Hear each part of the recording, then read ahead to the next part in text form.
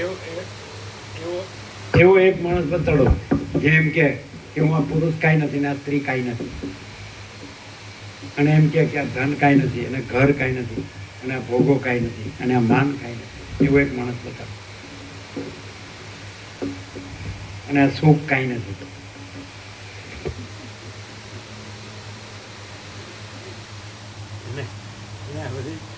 આ સ્થાવર જંગમ પ્રોપર્ટી કાંઈ નથી, સોનું કાંઈ નથી, એવો એક માણસ બતાડો. વસીત અપવાદ છે, એક્સેપ્શન. હવે આપણે વસીતને એમ કહે છે એક્સેપ્શન છે કે જેનામાં કાંઈ નથી એ કાંઈ નથી, અને જેનામાં જે છે આજે આ છે બધું એ જ છે, તેની ખાતરી કે એ ત્યાં આગળ એ જે છે એ જ છે એવો પ્રકાશ જ છે, અને જે કાંઈ નથી એવું કાંઈ નથી. એ રીતે વસીત અપવાદ. અને પેલો આવું આવું બોલે કે બસ એ જ છે અને કાંઈ નથી એ કાંઈ નથી, સમજે કે નહીં? તો એ કાંઈ નથી એમાં જ રચ્યો પચ્યો મતતો હોય. અને વસીતમાં સાફ દેખાય કે કાંઈ નથી એ કાંઈ નથી, એ કેવા પણ નથી, અને બધું જ છે એ જ બધું જ છે, એ કેવા પણ નથી. એવો પ્રકાશ આવતો હોય, એવો આનંદ આવતો હોય, એવી શાંતિ આવતી હોય, એવી પૂર્ણતા આવતી હોય, એવી સમતા આવતી હોય, એવું અમૃત આવતું હોય, એવો પ્રેમ આવતો હોય, શાંતિ અમૃતત્વ આવતું હોય, એવી તૃપ્તિ આવતી હોય, એવો સંતોષ આવતો હોય, એવું સમાધાન આવતું હોય, એવું કલ્યાણ આવતું હોય, સર્વાંગ સંપૂર્ણ કલ્યાણ. એવું કહી શકાય કે ભાઈ તમે અખંડ રહ્યા છો 39 મહિનાઓને, એટલે તમે અનુભવી શકો. અમે તો ભાંગ્યા તૂટાવીએ પાછી અમારી ભ્રાંતિ લઈને આવીએ અને જઈએ, તો ક્યાંથી અમને એવો અનુભવ? તો વસીત તો કે છે લાગ્યા રહેવું છે, ઊંઠ વાળ્યા વગર લાગ્યા રહેવું છે. અહીં તો બસ આ હું દેહ છું, દેહાધ્યાસ, આ પુરુષ છું ને આ સ્ત્રી છે ને આ પ્રજા પ્રજા, આ ઘર ને આ ધન ને આ માન ને બસ આ સુખ, અને બસ હું મસ્ત છું. હું બધું જાણું છું, અને ગુરુ કર્યા છે એટલે બસ પછી બસ થઈ ગયું. ગુરુ કર્યા એટલે થઈ ગયું એવું નથી. ચિત્રો બધા એવું મને નહીં. કેવું મને? ગુરુ કર્યા એટલે પછી ગુરુ બધું કરે, પછી આપણે કાંઈ જોવા પણ નહીં, કરવા પણ નહીં, એવું નથી. તો છે શું હોય છે? ગુરુ કહી દીધું કે તું પરમાત્મા, હું પરમાત્મા છું, તું પરમાત્મા. બીજા હું કે છે તાર નહીં જોવાનું, વસ્તી હું કે છે એ નહીં તારે જોવાનું, નહીં તો પછી આપણા પરમાત્મા મટી જાય. અને આ આપણે લબાડ છીએ એવું પાછું નીકળશે.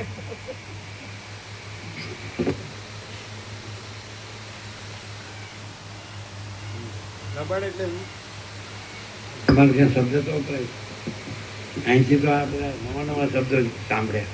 લબાડ એટલે લબાડ શું?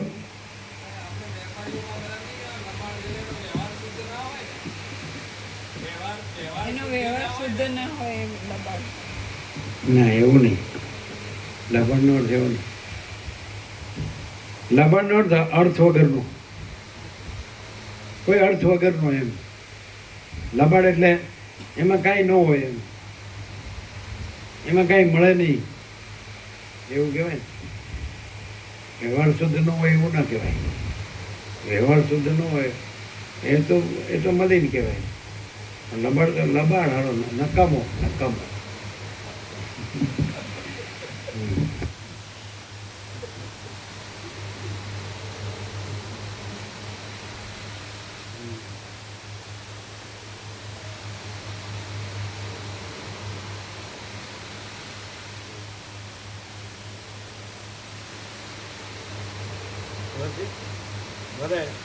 વસીત જેવો આરપાર છે એવો આરપાર ન રહી શકે, પણ વસીતને એને સાંભળવાની તાકાત હોય એવું ઓછું ન કહેવાય.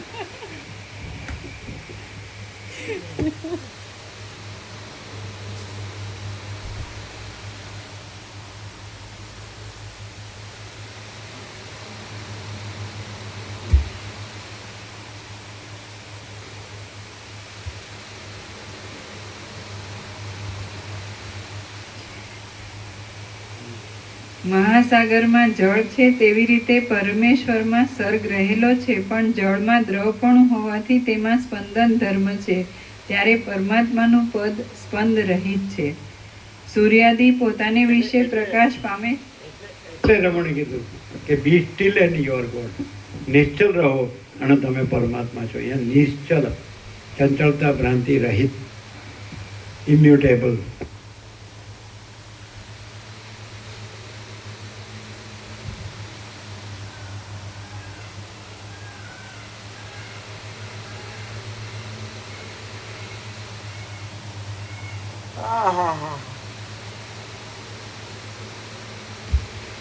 સૂર્યાદિ પોતાને વિશે પ્રકાશ પામે છે, પણ પરમપદને તે પ્રકાશ કરતા નથી.